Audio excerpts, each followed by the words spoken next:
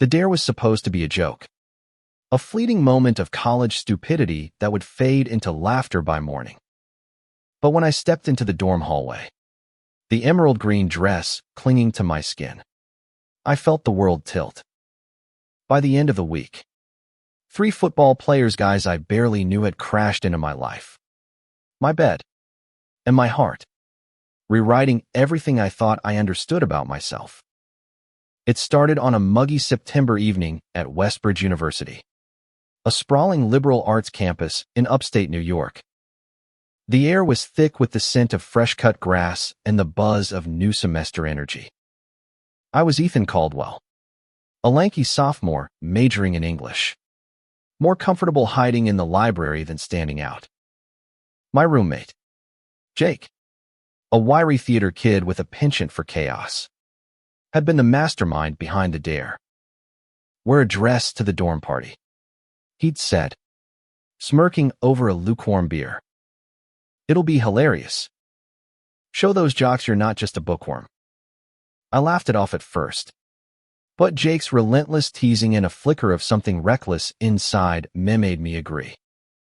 The dress was his sister's, left behind from a visit last spring.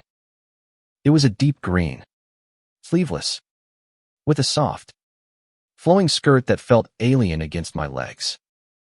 When I stepped out of our cramped dorm room into the hallway, the fluorescent lights buzzed overhead, and the chatter from the common room down the hall stopped dead. Faces turned, some amused, some confused, a few hostile. My heart pounded, but I forced a grin, leaning into the absurdity. "What? Never seen a guy in a dress before," I called out, my voice shakier than I intended. The crowd parted, and there they were, the Westbridge Wolves' star trio: Cole, Marcus, and Liam, the football team's golden boys. Cole, the quarterback, was all sharp jawlines and effortless charisma, his dark eyes locking onto me with an unreadable intensity. Marcus, the running back, had a grin that could charm a snake, his broad shoulders filling the doorway. Liam, the linebacker, was quieter, his hazel eyes scanning me like he was solving a puzzle. They weren't just athletes. They were campus legends, untouchable in their Letterman jackets and easy confidence. And they were staring at me. "Damn, Caldwell," Marcus said, breaking the silence with a low whistle. "You're bolder than I thought." The room erupted in laughter. But it wasn't cruel, it was warm, almost approving. I expected mockery, maybe a shove. But instead, Cole stepped forward, his gaze never leaving mine. "Takes guts," he said simply, and something in his voice made my stomach flip. That night, the party blurred into a haze of cheap vodka and pulsing music. I kept the dress on, partly because I was stubborn, partly because it felt right. Not just a costume, but a piece of me I hadn't known was there. The football trio stuck close, their presence like a gravitational pull. Marcus kept tossing me playful jabs, his grin infectious. Liam asked quiet questions about my major, his voice soft but deliberate. Cole, Thuff, was different. He didn't say much, but every time our eyes met, it was like a spark igniting kindling.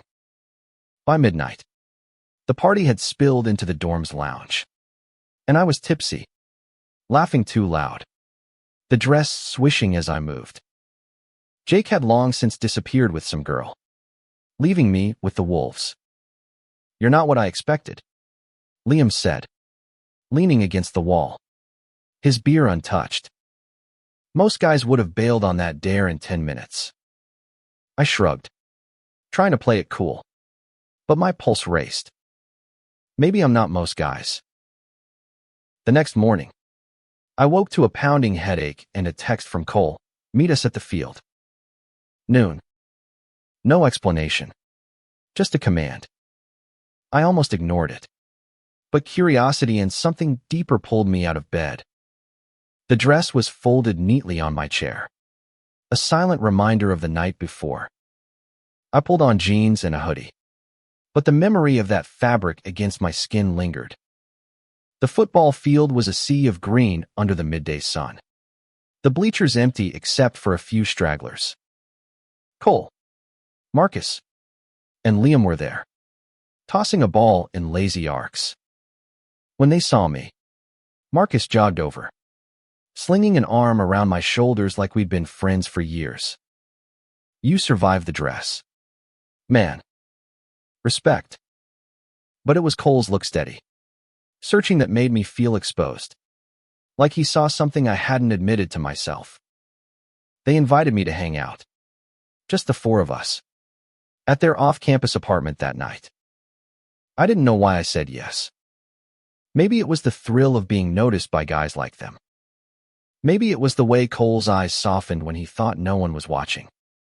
Or maybe it was the part of me that had felt alive in that dress, a part I'd buried under years of trying to fit in. Their apartment was a mess of pizza boxes and gym bags, but it felt alive, like a heartbeat. We played video games, drank too much, and talked about everything: music, dreams, the pressure of being Westbridge's golden boys. Marcus admitted he hated the spotlight, his charm a mask for insecurity. Liam confessed he'd always wanted to study art, not just tackle guys for a living. Cole, though, stayed quiet, his gaze flicking to me every few minutes. When he finally spoke, his voice was low, deliberate. Why'd you keep the dress on all night, Ethan? I froze, the room suddenly too small. I don't know, I said, but it was a lie. I didn't know. It wasn't just a dare, it was a crack in the armor I'd worn my whole life. A glimpse of something truer. Cole nodded, like he understood, and the air between us thickened with unspoken questions. By the time I stumbled back to my dorm, it was past 2 a.m., and my head was spinning not just from the beer, but from the way Marcus had hugged me goodbye, his hands lingering a second too long, from Liam's quiet smile as he handed me his jacket when I shivered, from Cole's hand brushing mine as we passed the controller.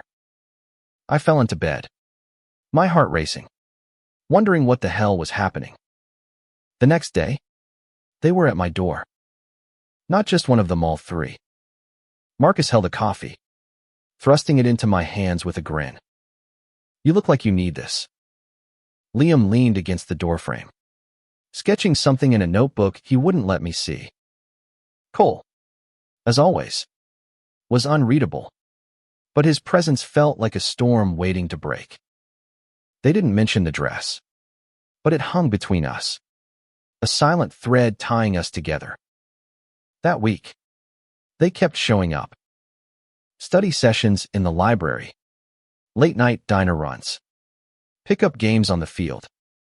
I was an English nerd, not a jock, but they didn't care. They pulled me into their world, and I let them. It was exhilarating, terrifying, and something else, something that made my chest ache when Marcus laughed at my jokes, or when Liam sketched my profile in the margins of his notes, or when Cole sat too close on the couch, his knee brushing mine.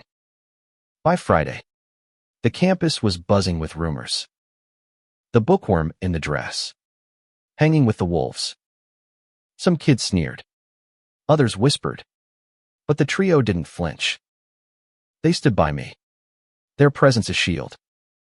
But it wasn't just protection, it was something deeper, something that scared me as much as it thrilled me.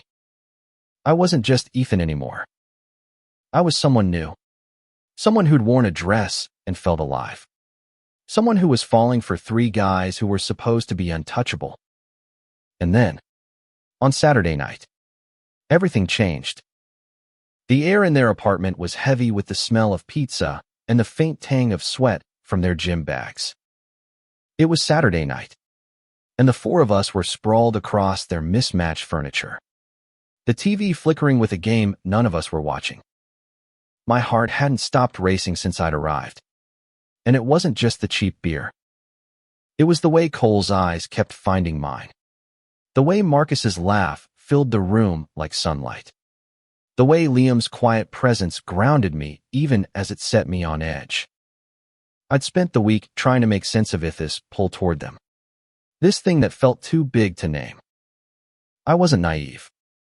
I knew what people whispered about the Wolves: cocky, untouchable, straight as the goalposts they played under. But the way they looked at me, the way they stayed at it, didn't add up. And I wasn't sure I wanted it to. Marcus broke the silence, tossing a controller onto the coffee table. All right, Ethan. Truth or dare? His grin was wicked.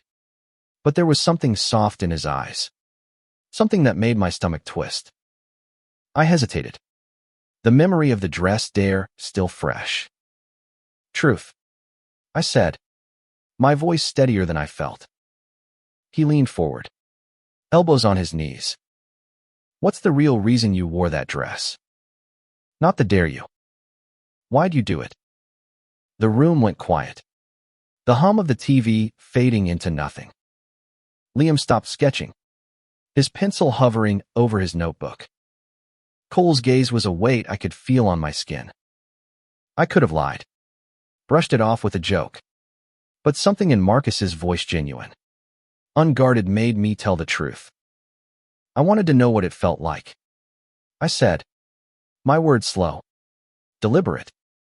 To be more than what everyone expects. To be free, I guess. My face burned, but I didn't look away. Marcus nodded, like he'd expected it. Liam's eyes softened, and Cole just stared, his jaw tight, like he was holding something back. The game fizzled out after that, but the air was charged, like a storm was coming. We talked late into the night, the conversation drifting from stupid stuff, favorite movies, worst professorsto things that cut deeper. Marcus admitted he felt trapped by the team's expectations, always playing the charming hero. Liam confessed he'd been sketching me all week, trying to capture the way I looked in that dress. It wasn't just a dare to you, he said quietly. It was art. My breath caught, and I didn't know what to say. Cole was the last to open up. He told us about his dad, a former NFL player who drilled into him that weakness was failure.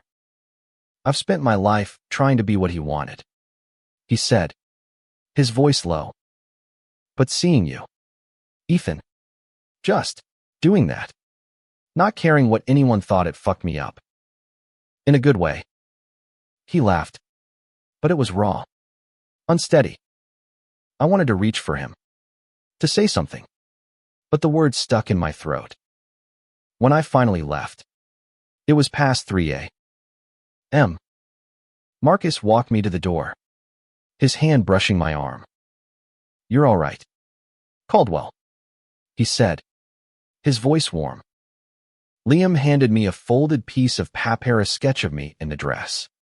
My face lit with a mix of fear and defiance. Cole just nodded, but his eyes said more than words could. I walked back to my dorm under a sky full of stars, my heart a tangled mess. Sunday morning brought a new kind of chaos. The campus was buzzing with a viral post on the student forum, a blurry photo of me in the dress. Captioned, bookworm or show off. The comments were a mix of support and venom. Some called me brave. Others threw slurs I hadn't heard since high school. My stomach churned. But before I could spiral, my phone lit up with a group chat from the Wolves. Cole, ignore the noise. We got you. Marcus, fuck those losers. Meet us at the diner. Liam, you're stronger than they know. I didn't know how to feel: exposed, angry, but also seen. I met them at the Greasy Spoon, a 24-hour diner off campus where the coffee was terrible but the booths felt like home. They didn't bring up the post, just slid into the booth with me like it was normal, like I belonged. Marcus stole fries off my plate. Liam sketched the neon sign outside. And Cole sat across from me, his knee brushing mine under the table. For the first time, I didn't feel like the kid in the dress, I felt like Ethan. And that was enough. But the rumors didn't stop. By Monday, whispers followed me across campus. The football team's golden boys hanging out with that guy. It was too much for some people. A group of frat bros cornered me outside the library. Their lead era meathead, named Brad, sneering.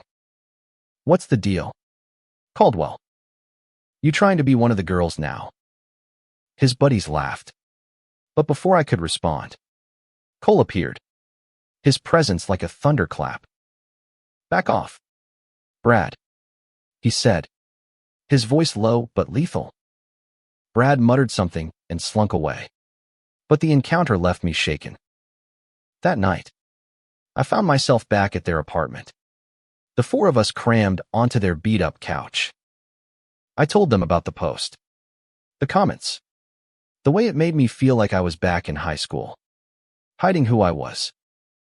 Marcus slung an arm around me, his warmth steadying me. "Let him talk," he said. "They're just mad you're living truer than they ever will." Liam nodded, his sketchbook open to a new drawing of the four of us, laughing in the diner. Cole didn't say anything, but when he leaned closer, his shoulder against mine, it felt like a promise. The week blurred into a rhythm of classes, late-night talks, and stolen moments with the wolves. I started wearing the dress again, not in public, but in their apartment, where it felt safe. Each time, it was like shedding a layer of fear. Marcus would tease me, but his eyes sparkled with something more. Liam would sketch me, his pencil capturing details I didn't see in myself. Cole would watch, silent but intense, like he was wrestling with something he couldn't name. By Thursday, I knew I was in deep. It wasn't just friendship Anna Maria, it was something messier, scarier, more beautiful. I caught myself watching Marcus's hands as he gestured, imagining them on me. I memorized the curve of Liam's smile, the way it lit up when he talked about art. And Cole, every look, every touch, felt like a question I wasn't ready to answer. Friday night, it all came to a head. We were at their place again, the air thick with unspoken tension. Marcus was telling a story about a botched play at practice, his laugh filling the room. When he stopped and looked at me, "Ethan," he said, his voice softer than I'd ever heard it. "What are we doing here?" Liam looked up from his sketchbook, and Cole's eyes burned into mine. The room felt too small, too warm, too everything. "I don't know," I admitted, my voice barely above a whisper. "But I don't want it to stop." The silence that followed my confession was deafening, a fragile moment where everything could break or become something new. Marcus's question hung in the air, "What are we doing here?" And my answer, raw and unguarded, had stripped us all bare. I sat on their couch, my heart hammering, waiting for someone to laugh it off, to change the subject, to pull us back to safety. But no one did. Liam was the first to move. He set his sketchbook down, the pages open to a drawing of me in a dress, my face alive with something I hadn't recognized until now, courage. "I don't want it to stop either," he said, his voice quiet but steady. His hazel eyes met mine, and for the first time, I saw the depth of what he'd been holding back. Not just admiration, not just friendship, something more, something that mirrored the ache in my chest. Marcus leaned back, his usual grin replaced by something softer, more vulnerable. "You know, Ethan, I thought I had you figured out that first night. Just a nerd with some balls, pulling off a stunt. But you're something else." He ran a hand through his hair, his voice catching. I've never met anyone who makes me want to be real like you do. Cole, as always, was the last to speak. He'd been sitting on the armrest, his body tense, like he was holding himself together by sheer will. When he finally looked at me, his dark eyes were a storm of emotion, fear, longing, resolve. I'm not good at this, he said, his voice rough. Talking about feelings. But you, in that dress, in this apartment, just being you's messing with my head. And I don't want it to stop either. The air crackled, electric with possibility. I should have been terrified. I was a sophomore English major, not some rom-com hero. I'd spent my life avoiding attention, blending into the background. But here I was, in the orbit of 3 guys who could have anyone. And they were choosing me. Not just the guy in the dress, but Ethan, the real Ethan, whoever he was becoming. I swallowed, my throat tight. So what do we do now? My voice trembled, but I didn't care. This was too important to hide behind bravado. Marcus laughed, a low, warm sound that broke the tension. Hell if I know.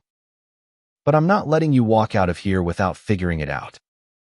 He slid closer, his thigh pressing against mine, his warmth seeping into me. Liam reached out, his hand brushing mine, tentative but deliberate. Cole stayed where he was, but his eyes never left me, like he was anchoring me in place.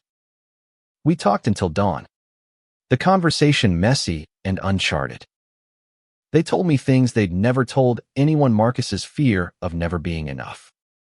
Liam's struggle to reconcile his art with his athlete persona. Cole's battle against his father's shadow. I told them about my own fears.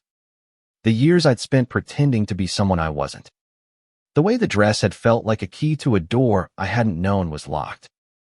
It wasn't just about the dare Anna Maria, it was about who we were when we stopped pretending. By sunrise, we were exhausted, sprawled across the couch and floor. Empty beer cans and pizza crusts scattered around us. I was leaning against Marcus, his arm draped over my shoulders. Liam's head rested on my thigh, his sketchbook forgotten. Cole sat across from me, his knees touching mine, his hand resting on my ankle. It was intimate, unscripted, and terrifyingly right.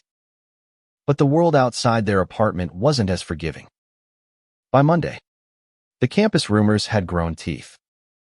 The viral post had spawned a dozen more, each uglier than the last. People didn't just whisper about the dress, now they whispered about us. The wolves and the bookworm, an unlikely crew that didn't fit the campus script. I heard the slurs in the dining hall, saw the side eyes in class. It stung. But what hurt more was the thought that I might be dragging them down with me. I tried to pull back, to put distance between us, but they wouldn't let me. Tuesday night, they showed up at my dorm, unannounced, with a bag of burgers and a plan. We're not hiding, Cole said, his voice firm. Not for them. Not for anyone. Marcus grinned, tossing me a fry. Besides, you think we're gonna let you face this crap alone? Nah. You're stuck with us. Liam just handed me a new sketch group portrait of the 4 of us, laughing under the quad's oak trees. This is who we are, he said simply. Their defiance gave me courage, but it didn't stop the storm. On Wednesday, Brad and his frat bros escalated. They cornered me again, this time in the gym locker room. Their words sharper, their postures threatening. You're making the team look bad, Brad spat. Hanging with those queers, prancing around in dresses. I clenched my fists, ready to swing. But Marcus appeared, his charm gone, replaced by a fury I'd never seen. Say that again, he growled, stepping between us. Brad backed off, but the damage was done. The encounter left me shaking, not from fear, but from the realization that this was bigger than me now. That night, I wore the dress again, in their apartment, where it felt like armor instead of a costume. Marcus whistled, his grin back in place. Liam sketched, his eyes bright with inspiration. Cole pulled me aside, his hand warm on my arm.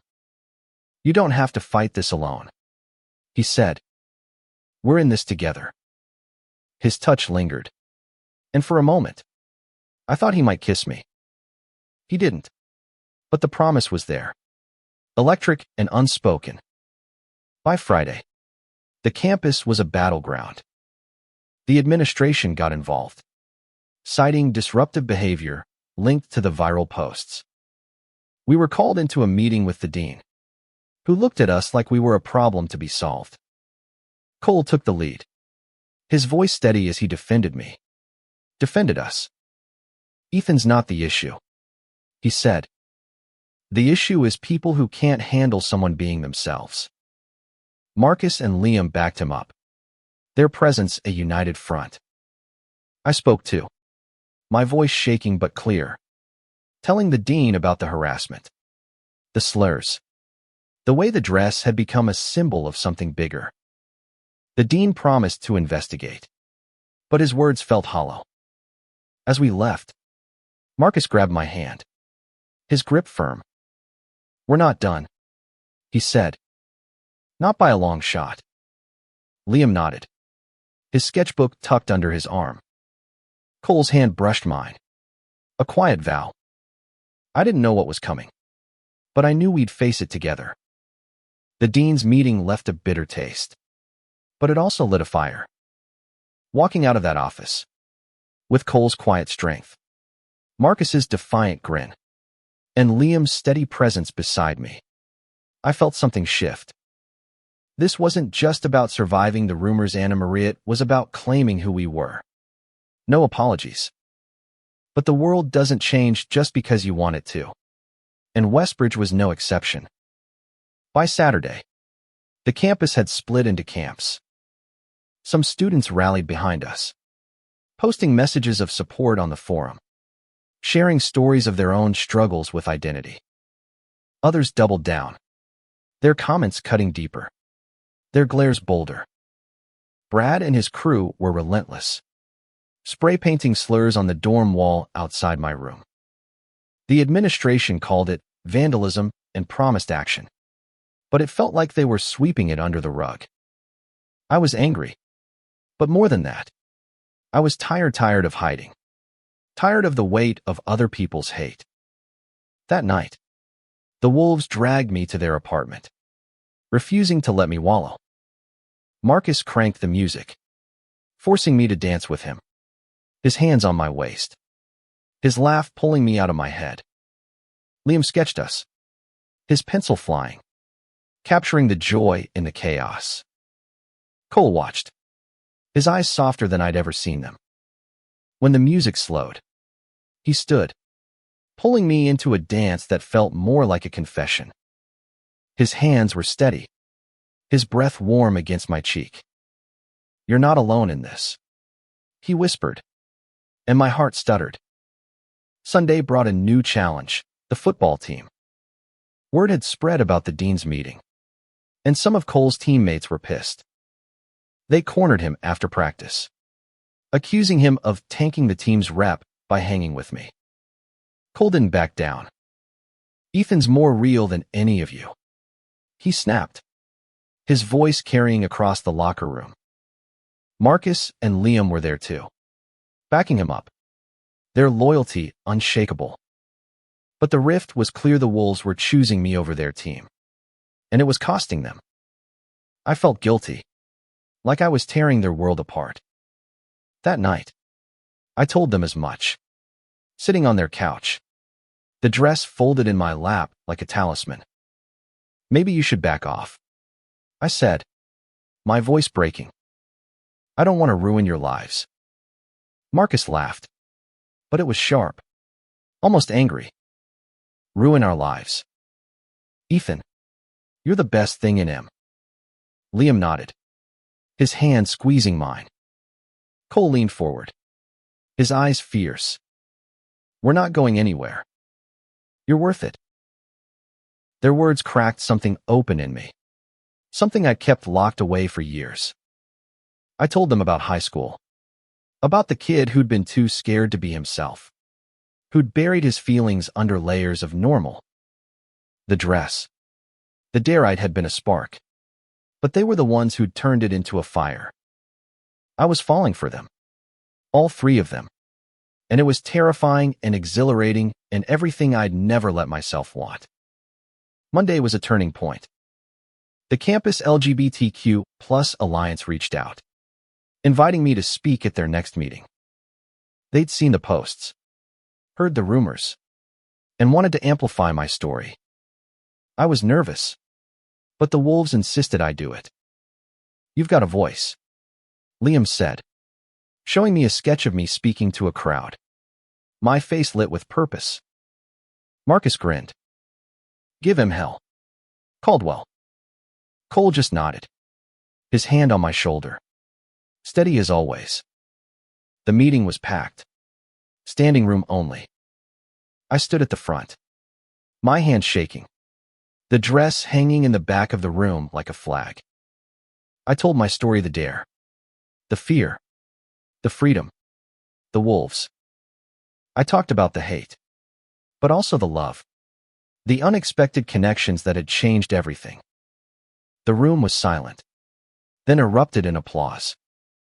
People I'd never met hugged me, thanked me, shared their own stories. For the first time, I felt like I belonged. But the victory was short-lived. Tuesday morning, Brad and his crew retaliated.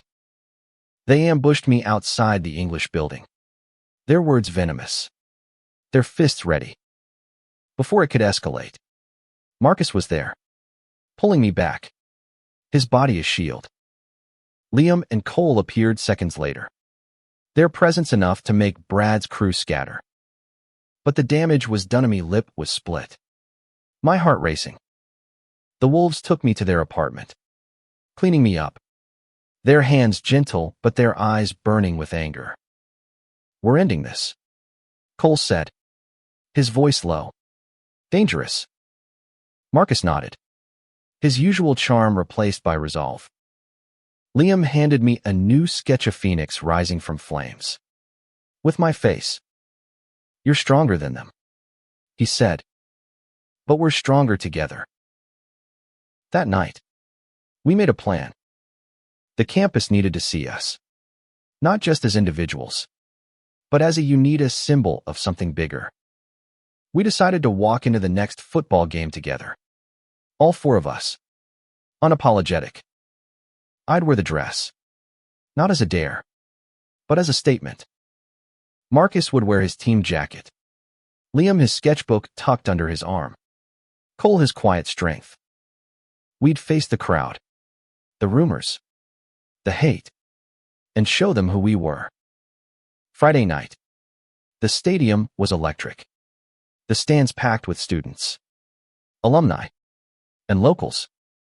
My heart pounded as we stepped onto the field before the game, the dress swishing against my legs, the wolves at my side. The crowd went silent, then erupted some cheers, some boos, but all eyes on us. Marcus raised a fist, his grin defiant. Liam held up a sketch of the four of us, a beacon of unity. Cole took my hand, his grip firm, his eyes saying everything he couldn't. We stood there, together, and for the first time, I wasn't afraid. The stadium lights burned bright, casting long shadows as we stood on the field, a defiant island in a sea of noise. The emerald green dress clung to me, no longer a dare but a declaration, its fabric catching the light like a beacon. Marcus's fist was still raised, his team jacket a stark contrast to my flowing skirt. Liam held his sketch high, the pencil lines of our faces bold against the paper. Cole's hand in mine was an anchor, his grip steady as the crowd's reactions swirled around us. Cheers, boos, gasps, all blending into a roar that felt alive. We didn't move, didn't flinch. The moment stretched, eternal and fleeting, until the announcer's voice cut through, calling the team to the field. Marcus winked at me. Liam squeezed my shoulder, and Cole's thumb brushed over my knuckles before he let go. As they jogged toward their teammates, I walked to the sidelines, my head high, the dress swishing with every step. The crowd was still watching, but for the first time, their stares didn't feel like knives. They felt like a challenge I was ready to meet. The game was a blur, but the Wolves shone. Cole threw passes with surgical precision. Marcus danced through defenders, and Liam's tackles were relentless. They played like they had something to prove, and maybe they did. I cheered from the sidelines, surrounded by members of the LGBTQ+ alliance who'd come to support us. Their signs BU. Love winds waved like flags of a new era. When the final whistle blew, Westbridge had won, and the crowd's cheers felt like they were for us, too. Afterward, in the locker room, the team was quieter than usual. Some players avoided us, their eyes cold, but others guys I'd never spoken to came up to shake my hand, to thank me for standing up. One, a freshman named Tyler, admitted he'd been too scared to come out until he saw me on the field. "You made it feel possible," he said, his voice thick.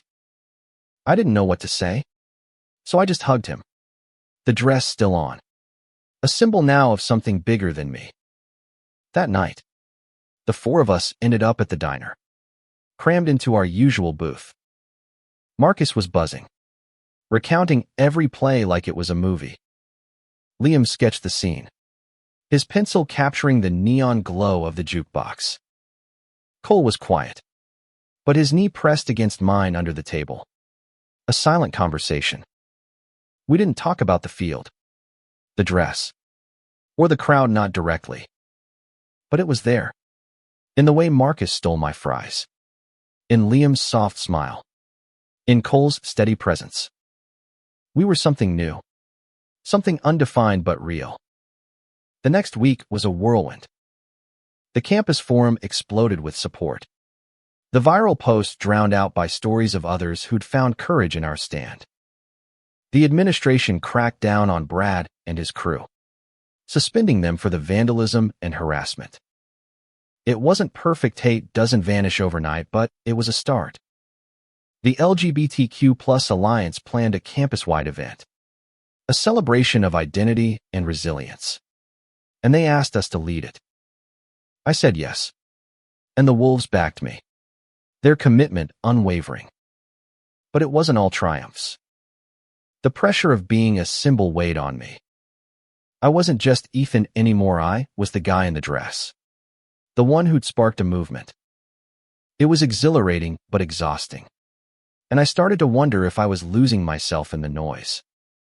One night, alone in my dorm, I broke down. The dress crumpled on my bed, my chest tight with doubt. What if I wasn't strong enough for this? What if I was letting them down? I didn't have to wonder long. The Wolves showed up, as they always did, their knock on my door like a lifeline. Marcus pulled me into a hug, his warmth chasing away the cold. Liam sat beside me, his sketchbook open to a new drawing of Phoenix, wings spread, with all four of us in its flames. "You're not alone," he said, his voice steady. Cole knelt in front of me, his hands on my knees, his eyes searching mine. "We're in this because of you," he said. "Not the dress, not the rumors you." That was the night it happened. The air in my tiny dorm room was thick with tension, the kind that had been building for weeks. Marcus's hand lingered on my back. Liam's fingers brushed mine, and Cole leaned in, his lips meeting mine in a kiss that was soft, then urgent, then everything. I froze, then melted, my hands finding his face, his neck, his heart. When we pulled apart, Marcus was grinning. Liam's eyes were bright, and the room felt alive with possibility. We didn't define it, didn't label it. We just were four people tangled in something messy and beautiful. Marcus kissed me next, his lips playful but deep, like he was pouring himself into me. Liam's kiss was softer, tentative, but no less powerful. We ended up on my bed, not in passion, but in closeness. Their bodies warm against mine, their breaths mingling with mine. It wasn't about sex, it was about trust, about being seen, about finding home in each other. By morning, we were a tangle of limbs and laughter, the dress draped over a chair, a quiet witness to our truth. We knew the world wouldn't fully understand, that the rumors would persist, that the hate wouldn't vanish. But we also knew we were stronger together, that what we'd built was worth fighting for. The campus event was a week away, and we spent every day preparing, not just for the celebration, but for what came after. We were rewriting the rules, not just for ourselves, but for everyone who'd ever felt like they didn't fit. And I knew, no matter what came next, we'd face it as one. The morning of the campus event dawned crisp and clear, the kind of autumn day where the air feels like a promise. Westbridge's quad was transformed, strung with fairy lights and banners proclaiming "Be you, be free." The LGBTQ plus alliance had outdone themselves, setting up booths with resources, art displays, and a stage for speeches and performances. I stood at the edge of the crowd, the emerald green dress back on, not as a dare, but as a choice. Marcus, Liam, and Cole were beside me, their presence a steady hum of strength. We weren't just here to celebrate, we were here to show the world what we'd built. The week leading up to this had been a blur of planning and emotion. We'd spent nights in their apartment, mapping out our roles, but also stealing moments of closeness, hands brushing, smiles shared, kisses that felt like promises. We didn't have a name for what we were, and we didn't need one. It was enough to know that when Marcus laughed, it lit up my world. That Liam's sketches captured pieces of my soul. That Cole's quiet strength made me feel invincible. But the world wasn't done testing us.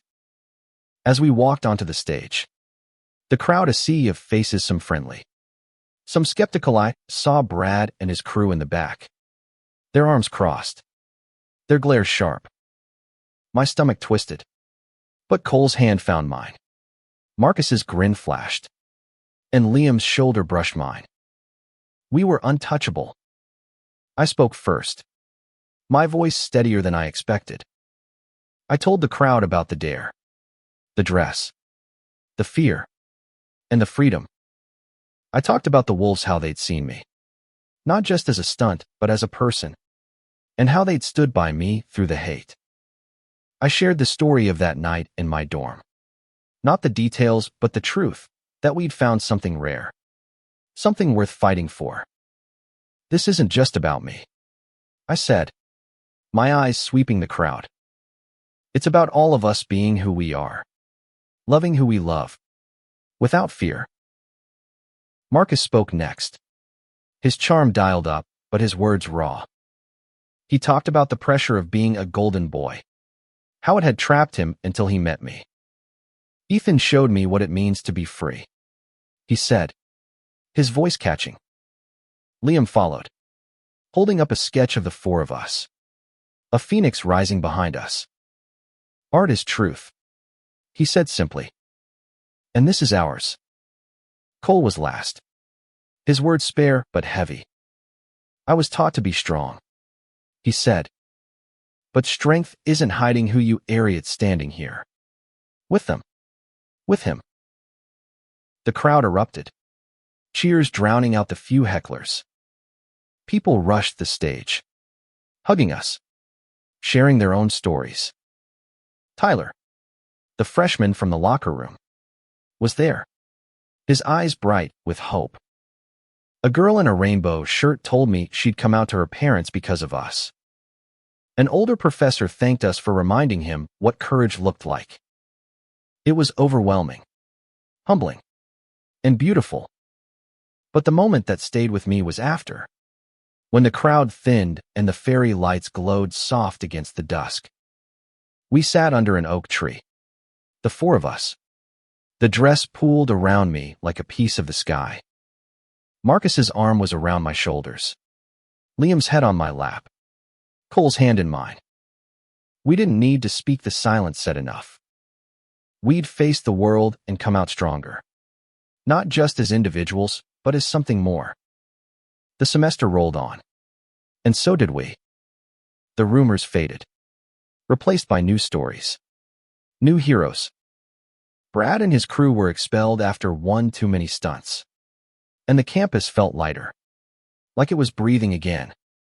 The Wolves stayed the Wolves stars on the field. Legends off it, but they were also just Marcus, Liam, and Cole, my anchors, my home. I kept wearing the dress. Not every day, but when it felt right. Each time a reminder of who I was becoming. Marcus started painting his nails, a small rebellion that made him grin wider. Liam's sketches filled a gallery show, many of them featuring us, unapologetic and alive. Cole opened up more, his smiles rarer but brighter, his kisses a quiet vow. We didn't have all the answers. The world was still messy, still hard. But we had each other, and that was enough. The dare had been a spark, but what we built was a fire that burned away fear, that lit up the dark, that warmed us through the coldest nights. As winter came, we stood in the quad, snow dusting the ground.